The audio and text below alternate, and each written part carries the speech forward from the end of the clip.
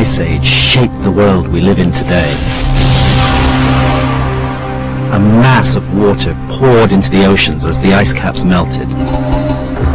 Sea level rose 400 feet. Floods swallowed up the best coastal lands on Earth. All traces of the people who'd lived on them vanished beneath the sea. Could this mass flooding have been the inspiration for hundreds of flood myths from all around the world?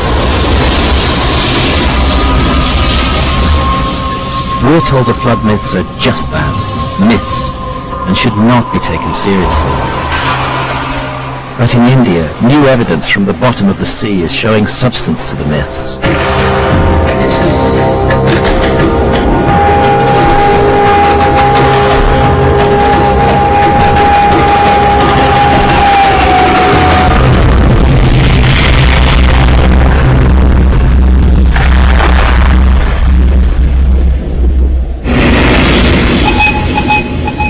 This is the Gulf of Cambay in northwest India. In late 2001, scientists doing pollution studies made an astonishing accidental discovery.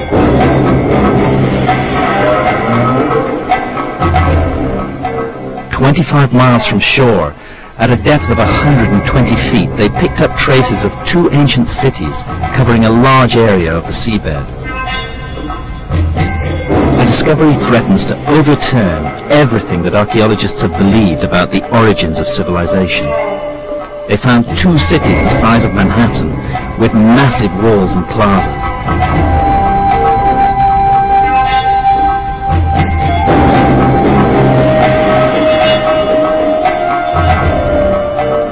And man-made objects from the submerged cities have yielded carbon dates up to 9,500 years old.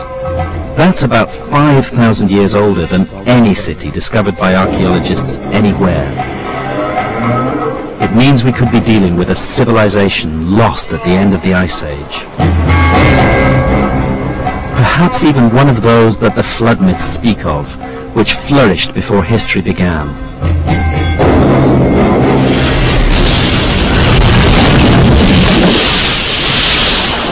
I'm keen to test the idea that ancient civilizations could have flourished in coastal areas during the Ice Age. When the ice melted and the seas rose, the floods obliterated the coastal civilization. The survivors recorded the trauma in myths.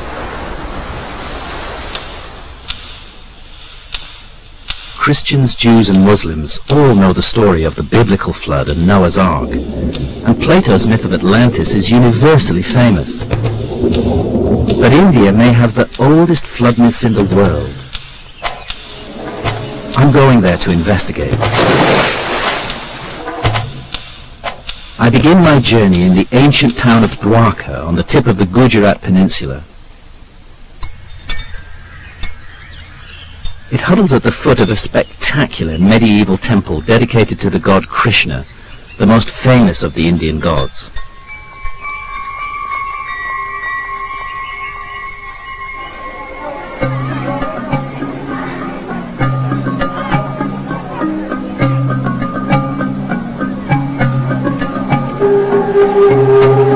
The temple is built on top of earlier temples, dating back more than 3,000 years. It commemorates a mythical city, said to have been established by Krishna before the flood and destroyed. On the same day that Krishna departed from the earth, the ocean submerged Dwarka.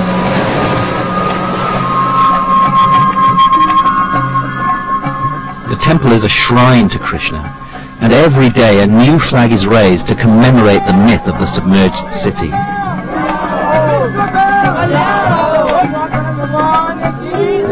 Every year, hundreds of thousands of pilgrims flock from all corners of India to mingle in its courtyards and bathe in the ocean's sacred waters. But would the myth point the way to an underwater find?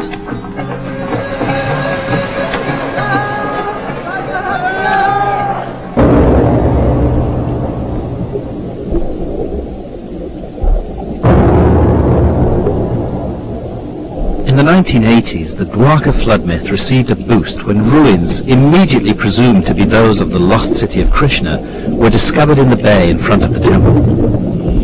A leading archaeologist estimated on the basis of a hunch that they were dated to around 1500 BC. But since there's no real evidence for that date, I want to take a look at them myself.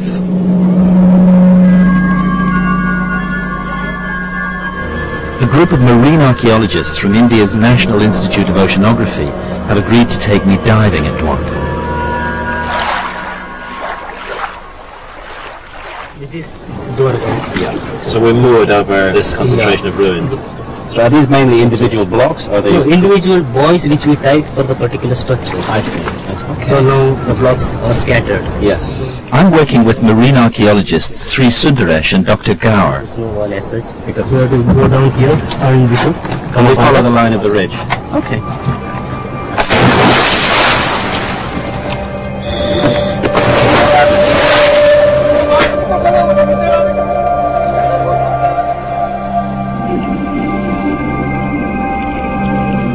What's hard looking at structures underwater is to be sure whether strange-looking objects are just weird natural formations or whether they've been cut and shaped by man.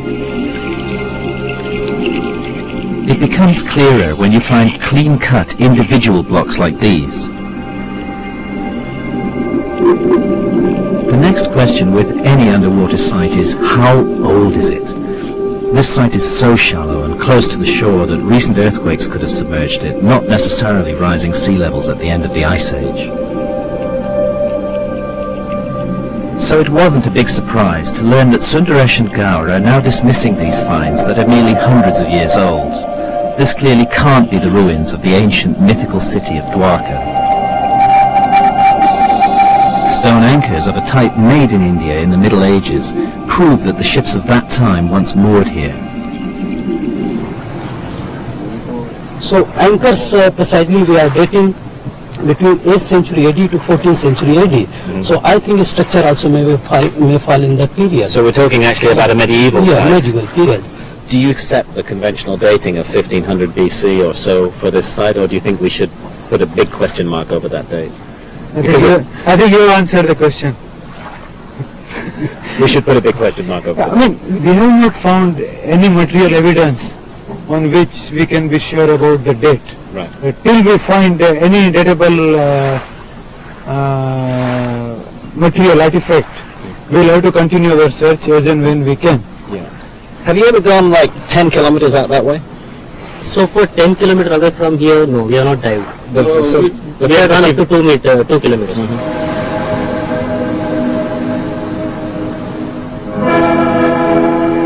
To support my theory of a much older origin for civilization, I need a flood myth directly connected to large-scale underwater ruins more than 8,000 years old. I now know that Dwarka's ruins definitely aren't that old. But what they do testify to is the continuous flooding of this coastline. And the science tells us that we're here inland to what was once an enormous antediluvian domain extending more than 50 kilometers out to sea. The archaeological surveys here haven't even begun to take depth. They have to go out, far out from shore and into deeper water.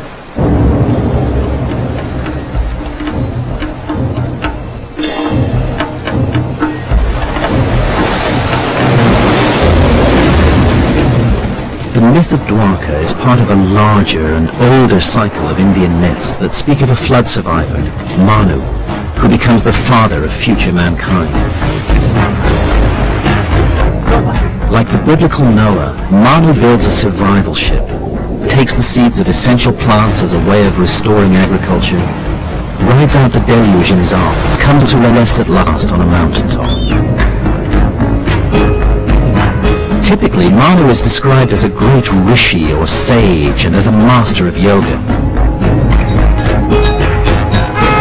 His mission is to rekindle civilization after the flood. Could science give this myth any support?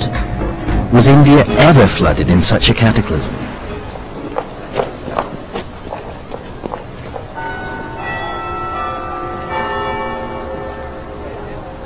To find out, I travelled to the north of England, to my old university, Durham, to meet one of the world's leading specialists on sea level rise, Dr. Glenn Milne of the Department of Geology. Drawing on the latest data, he's able to produce computer simulations of how coastlines would have looked at different stages of the Ice Age. Here we see the Indian continent around 21,000 years ago. And if we focus in on the northwestern part, you can see a lot of the coastline was exposed. There's a huge area exposed. A huge area exposed of the continental shelf. So we progress forward to 13.5. Now you see, change. Yeah, very dramatic. This, island developing off the west coast of India. To me, that's an extraordinary vision. It's because we know it's not there now. It's like a ghost island. You'll notice as we progress further through time that the Gulf of Cambay gradually gets more and more flooded. 12.4, 10.6, 7.7 to 6.9. Bang. Huge change. Quite dramatic. Well, in that 800-year window, the Gulf of Cambay is inundated.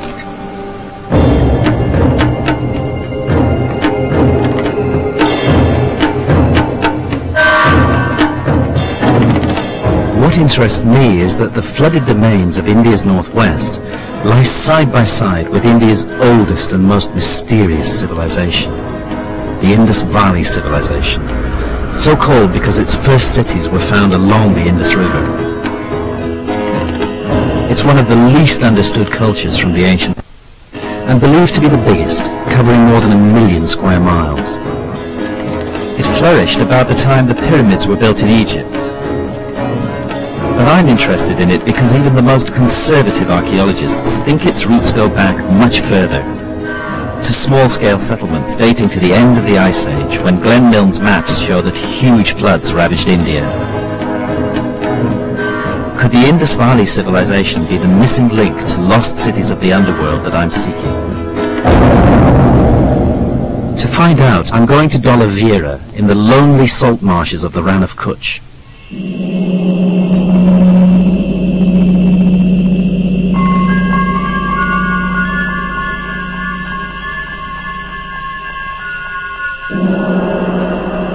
It's one of the largest and best preserved ancient cities of the Indus Valley civilization. To explore the missing link, I'm searching for clues about its heritage and the ideas that made it tick. Archaeologist Dr. Bisht has been working on the whole Indus Valley mystery.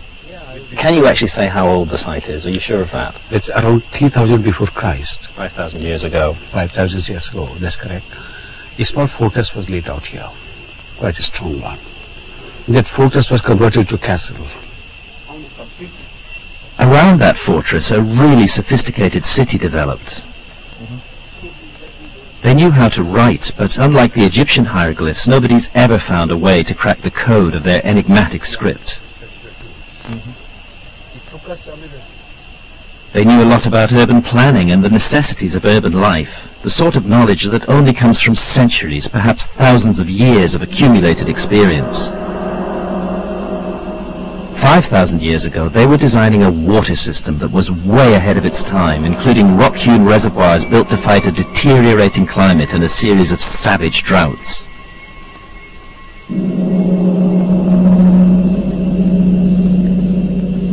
Civilization like this doesn't emerge overnight.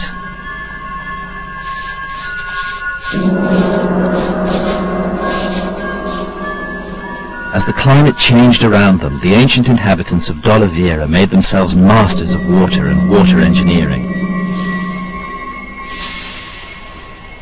They cut this huge cistern out of solid rock, and then they lined it with beautifully cut pieces of masonry. It's a wonderful achievement to keep and preserve the water through the dry times, to ensure the population's needs were met.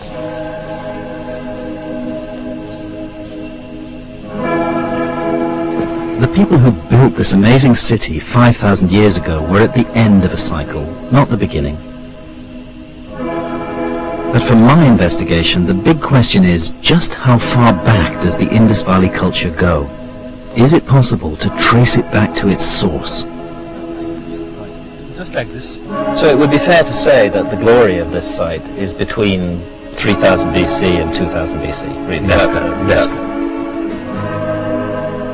What about before 3000 BC? Before 3000 BC, what was there, we do not know. There might not be any culture, possibly, or we may find in future some earlier phases as well. But archaeologists have already found related sites in the foothills of the Himalayas that date back much further. They're simple farming settlements, hundreds of miles from the sea, near high mountains.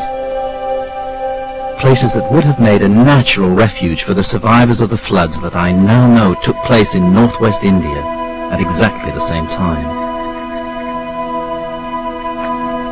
Is it a coincidence that the ancient Indian tradition of Manu speaks of a flood that destroyed a former civilization and of survivors who retreated to the mountains to start again?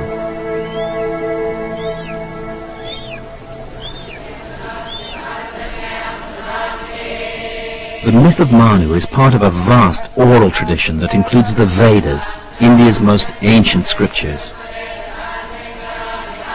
Most experts think the Vedas were composed around 1500 BC, too late to shed any light on the then extinct Indus Valley civilization, and on our investigation. But might the experts be wrong? The Vedas are part of modern-day India, an oral tradition that's been memorized and handed down for more than 3,000 years.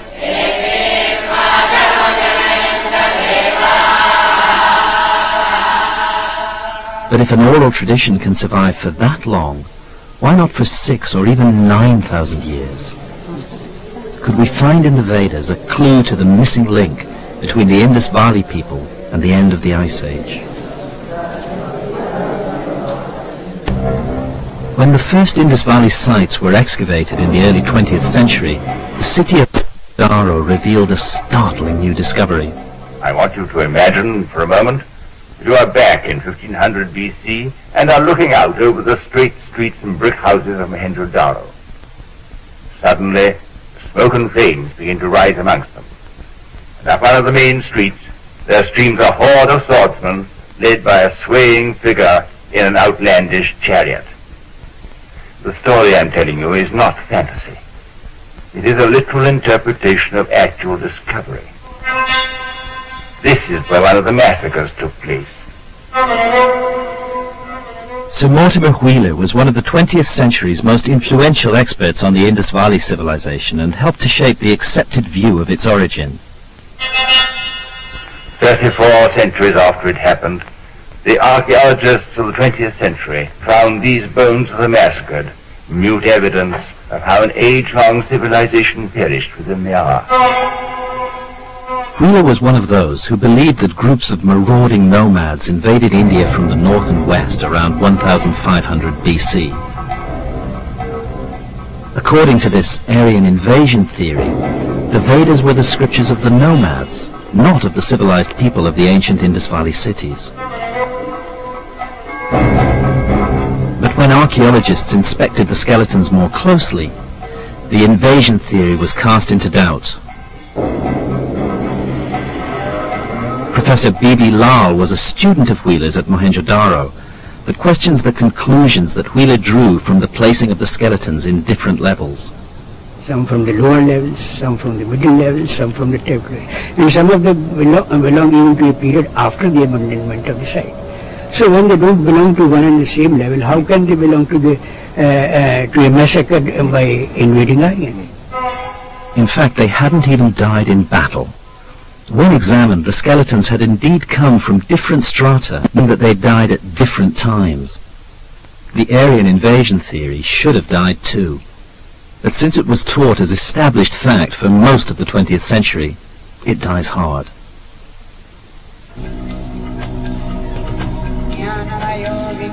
Now, new linguistic evidence is also undermining the invasion theory.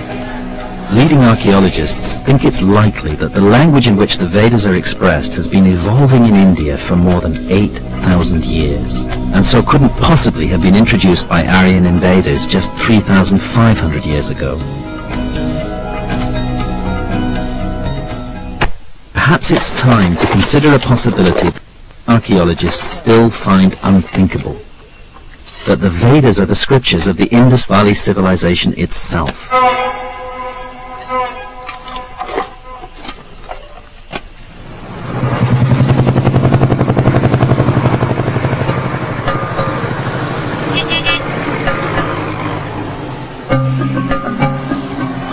I went to the Indian capital, Delhi, to discuss the problem with Dr. David Frawley, one of the very few Westerners recognized as a teacher of the Vedas. So we have this wonderful culture, apparently, with no literature, nothing whatsoever. And then we have this wonderful literature, which is the largest in the ancient world. Exactly. And deep and sophisticated and incredibly well thought out. And no culture to attach it to. And they won't take the next step. Even though they both come from the same area, they won't connect them.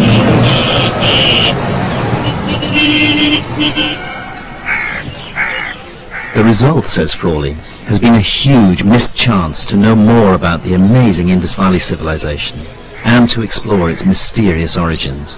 The Vedas have been given to us as the literature of India, so they are connected with that culture.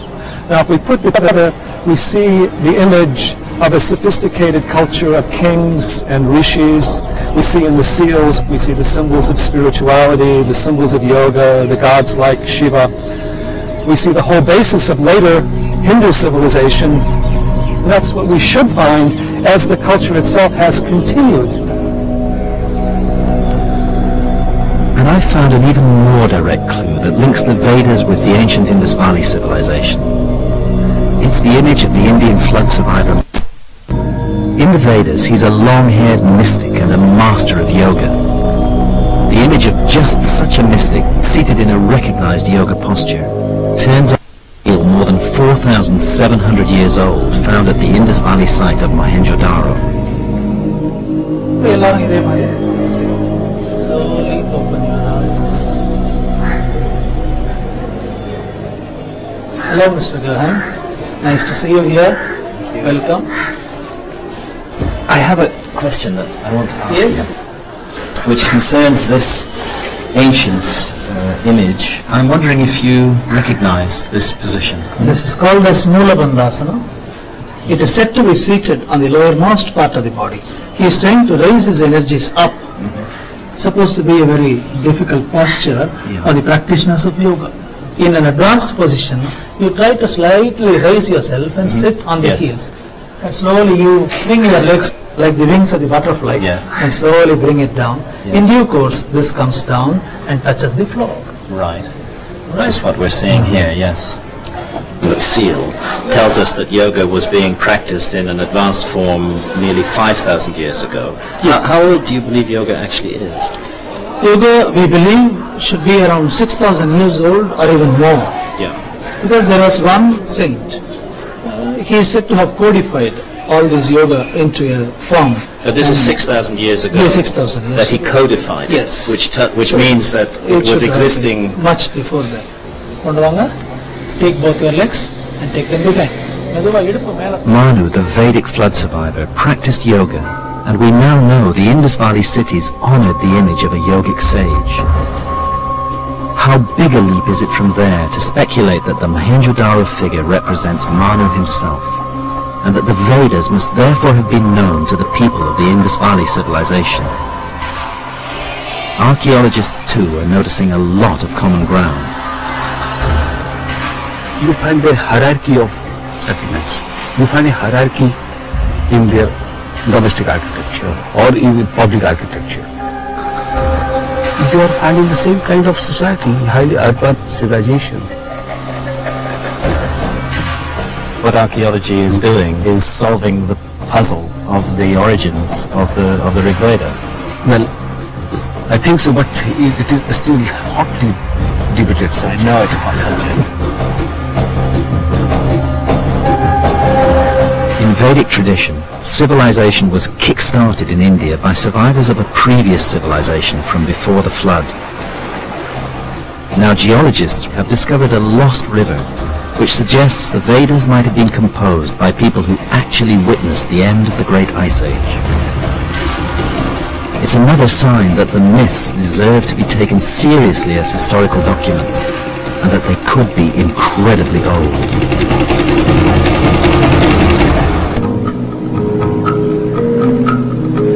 I'm looking for the lost Indian civilizations spoken of in flood myths. India's oldest civilization can be traced back to the end of the Ice Age, and is cheek by jowl with lands flooded at that time. The Rann of Kutch is one of the most inhospitable areas on Earth. But around the end of the Ice Age, a vast river flowed through it, making it rich and fertile. The river was the Saraswati, and it's repeatedly described in the ancient scriptures. This river, Sarasvati, with foster and comes forth. The flood flows on, surpassing in majesty and might all other waters, pure in her course from the mountains to the ocean. We don't see such a Sarasvati river today, but your remote sensing technology tells us more of the story. The river Saraswati originated in the Himalayas and flowed down this channel, which is dried up. Still it can be made out. Yes. With the latest satellite images, we can trace the original course of the river from the Ice Age glacier all the way to the ocean, just as the myth says. You see here, as a dark colored channels, it flowed parallel to the Indus River and took a southward turn, and further flowing, it joined with the Rann of Kutch. It seems to be a huge channel at this point. More than 22 kilometers. 22 kilometers broad. It is described in the Vedas that it was mightiest river of that time. Mm-hmm. Right. And that would be what sort of period? Certainly the river was flowing 10,000 years and it continued up to say 6,000 years before present. Because the Vedas described the Saraswati when it was in full flow, Dr. Gupta's confirmation that it stopped flowing 6,000 years ago has one obvious implication.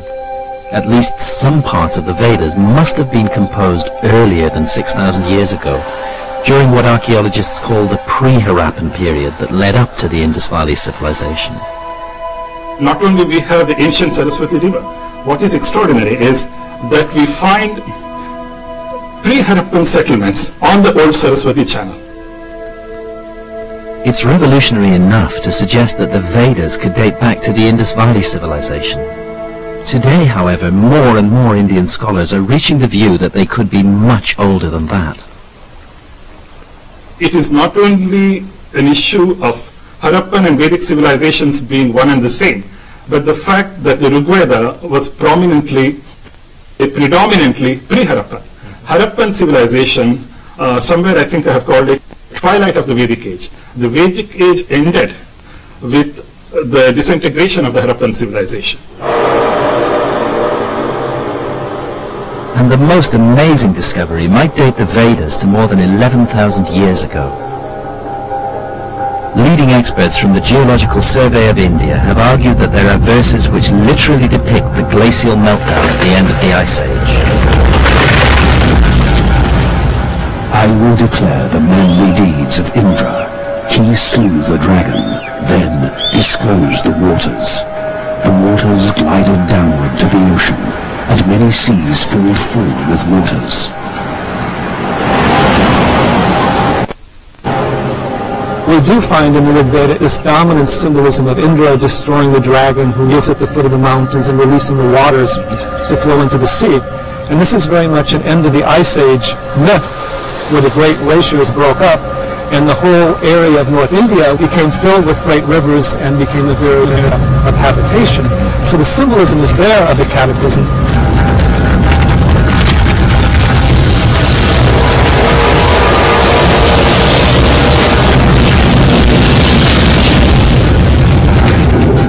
But even if the myths are 11,000 years old, they don't help us search for a lost Indian civilization. For that, I still need a major underwater archaeological site in the areas that geology shows were flooded at the end of the Ice Age.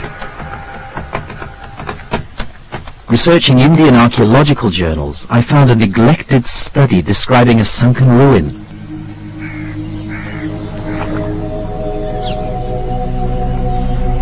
It was in an area that I knew had been flooded at the end of the Ice Age, and there's a flood myth pointing straight to it.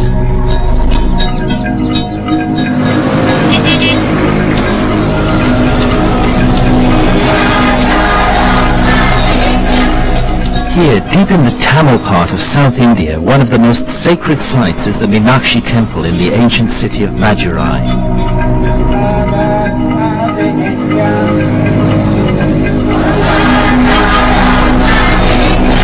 Tamil myths say the temple was established by the survivors of a flood.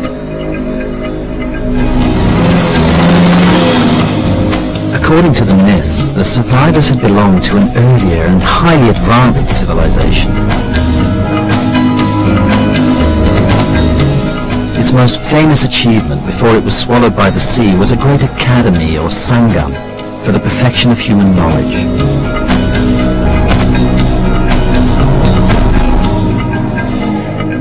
Sangam means collection. People come together to bring out a great work. What happened to it to exist?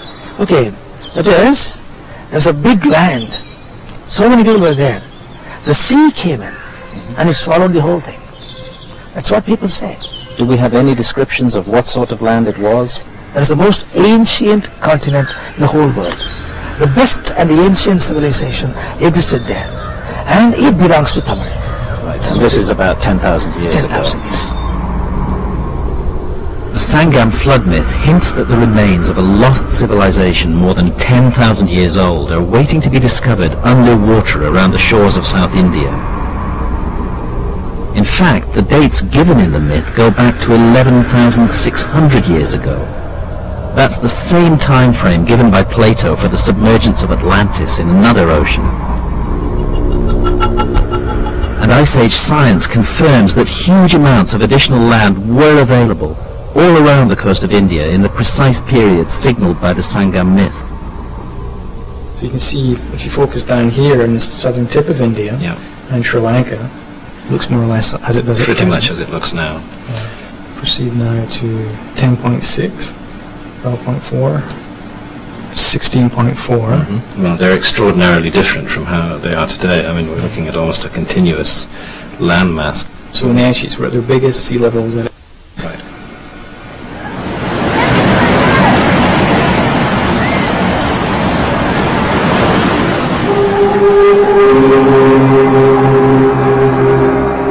So the next step of my journey is to go to the coast, to search under the waves for the hidden history of that lost, flooded terrain. This is the granite shore temple at Mahabalipuram. It's overlooking the Bay of Bengal in southeast India and is one of several dozen extraordinary rock-hewn structures scattered along the coast.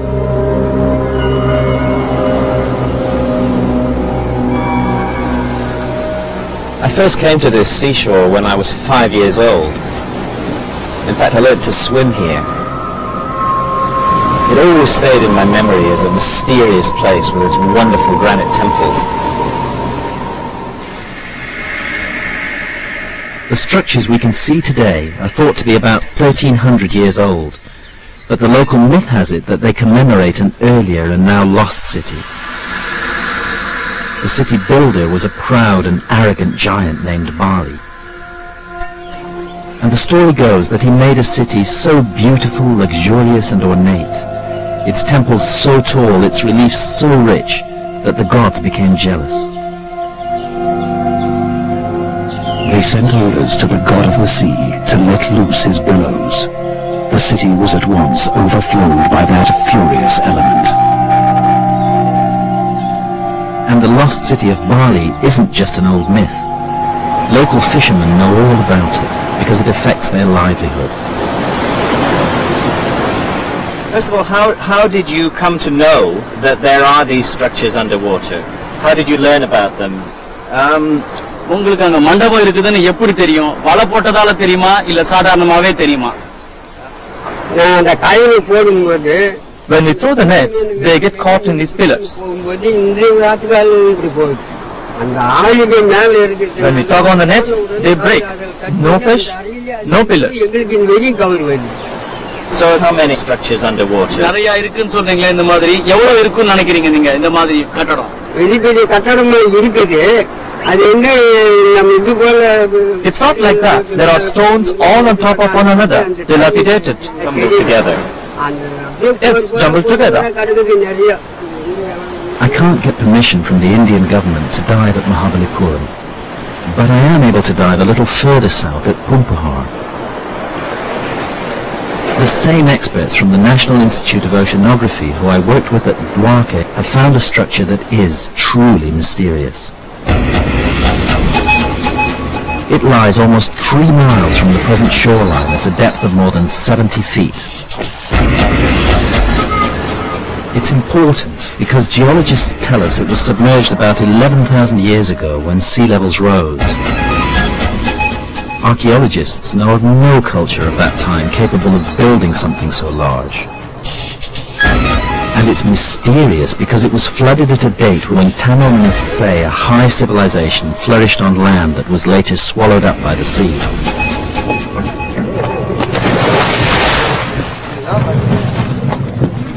Here, as at Mahabalipuram, underwater structures provide perfect shelters and breeding grounds for fish. Dr. Gower explains before the dive that archaeologists don't believe in lost civilizations 11,000 years old.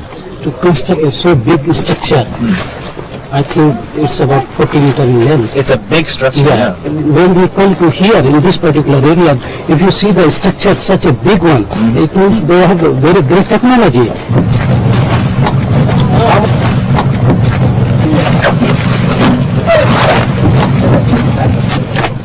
As we get ready for the first dive, it dawns on me how much I have at stake in the next few hours.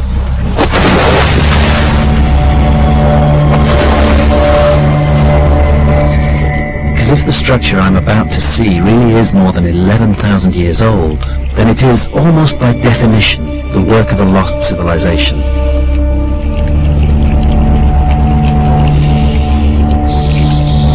We reach bottom at about 70 feet. The visibility is pretty bad. But soon Sundaresh brings me to a sheer wall about twice the height of a man that juts up out of this ancient inundated plain. It doesn't look like it belongs here naturally at all. Sundaresh draws my attention to several heavily overgrown courses of masonry.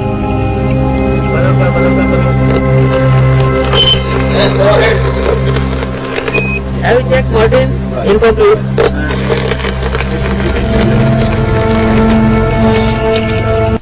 A little further along, Sundaresh points out a second area of partially exposed construction blocks.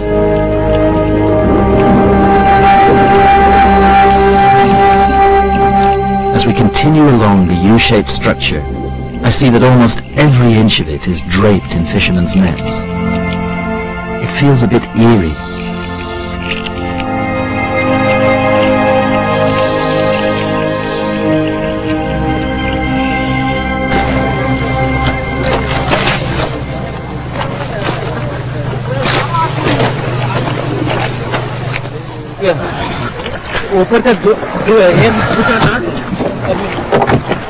Looking at these straight lines on the walls, you can almost make out courses of masonry. I'm in no doubt that we're looking at a man-made structure here. There is a lot of growth on it. When we try to... On reviewing the dive on deck, what convinces me is these clear courses of individual blocks. And the way that the U-shaped structure sticks up so unnaturally from the flat sea bed. A computer model of the structure from measurements taken by the NIO reveals the overview that the murky waters hide from divers and shows that other structures stand nearby. Perhaps it was an enclosure for ritual purposes. Back on deck, Kamlesh Vora, the expedition leader, confirms that further anomalies have been identified in the same area. There are another 4 structures around, north of this place and south of this place, where we feel that, or we believe, or we know from the people saying that there are submerged structures below. This is one place, maybe in isolation. But if 3 or 4 structures along the coastline, if they give us some good unified... And if you can plot the relationship of the structures to each other. We should put all the data together. And well, it seems to me an area that deserves more research. Mysterious. Mysterious, exactly. A couple of months after I dived at Pumpahar, a news story, not picked up elsewhere, appeared in the Indian press announcing the discovery of 2 lost cities 120 feet under the sea off northwest India. Precisely where Glenn Milne's maps had shown a huge loss of land at the end of the Ice Age. I felt as though I was being shown the Holy Grail. Nothing could stop me from going there.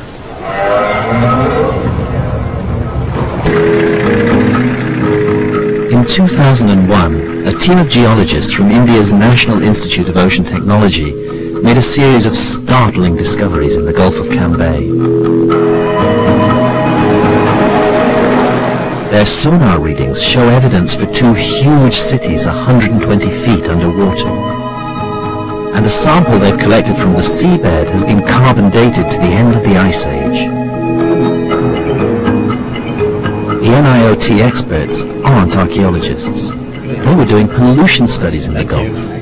But what they found is of massive archaeological significance. Could these flooded cities be the proof I've been looking for, which joined to archaeology?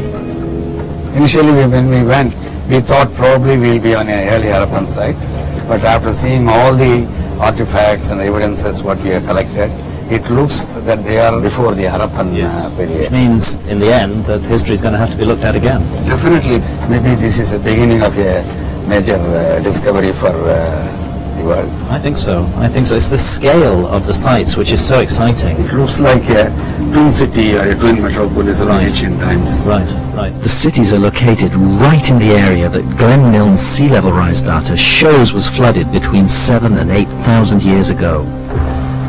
This was at the very end of the Ice Age and was the last of 3 major pulses of meltwater release that have been identified by geologists. One city is more than 8 kilometers long. Other one is almost 9 kilometers. These are enormous. Enormous, yeah. Both of them appears to be along 2 river courses. A natural place for humans to settle. Yeah. Can have a look here. This is a treasure trove.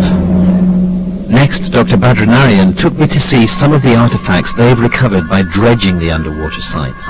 These are micro tools, where you can see various shaped thin objects, well polished, to use them for various purposes. This is like a spoon. Yeah. You can see it's the shape of a deer they have made. Well, it's very interesting because it's carved the same on both sides. Human remains include a fossilized jawbone and vertebrae.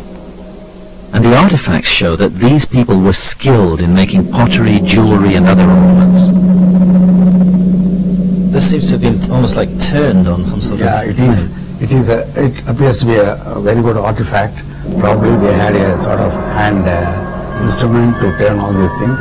If you see, that's the hole also they have made through that. And this hole runs all the way through it? Yeah, completely. Yeah. So this is absolutely definitively a man-made object. Yeah, we did not know what it was.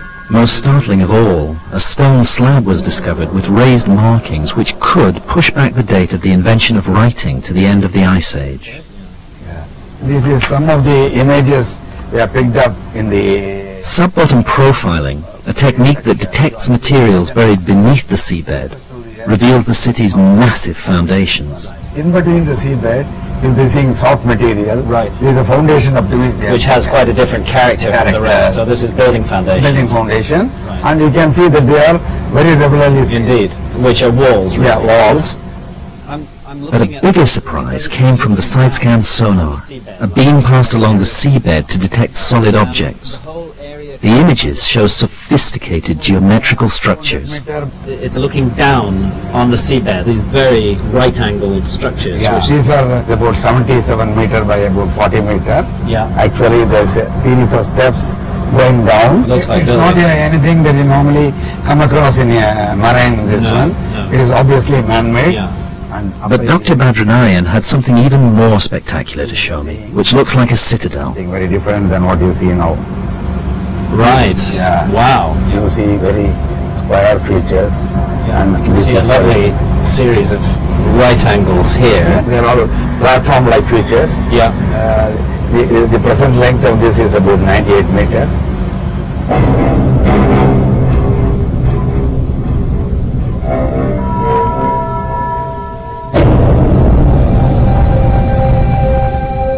We've created a computer simulation of the citadel. It gives some idea of the ambition and extent of the great buildings for so long lost beneath the waves.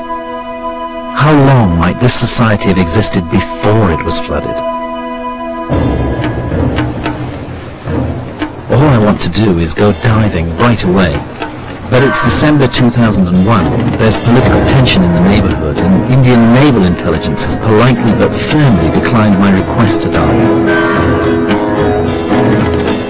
Even the NIOT scientists themselves haven't dived yet, and until they do, or someone does, a question mark must hang over the claims that are being made. But the case is getting stronger all the time. A month after I met them, the NIOT released the results of carbon dating on the artifacts recovered from the sunken cities. The results caused a sensation around the world. One of the objects was dated to 7,500 BC. That's 4,500 years before the cities of Mesopotamia and Egypt. How long would it have taken a civilization that was already here 9,500 years ago to build cities on this scale? We could be looking at a previously unknown high culture in existence around the coastal margins of India from perhaps as much as 12,000 years ago. And that's precisely the period when the U-shaped structure at the bottom of the Bay of Bengal was last on dry land. If we take the ancient flood myths seriously, instead of writing them off as primitive fantasies, as so many archaeologists do, then they can point us towards new discoveries, discoveries that could rewrite history.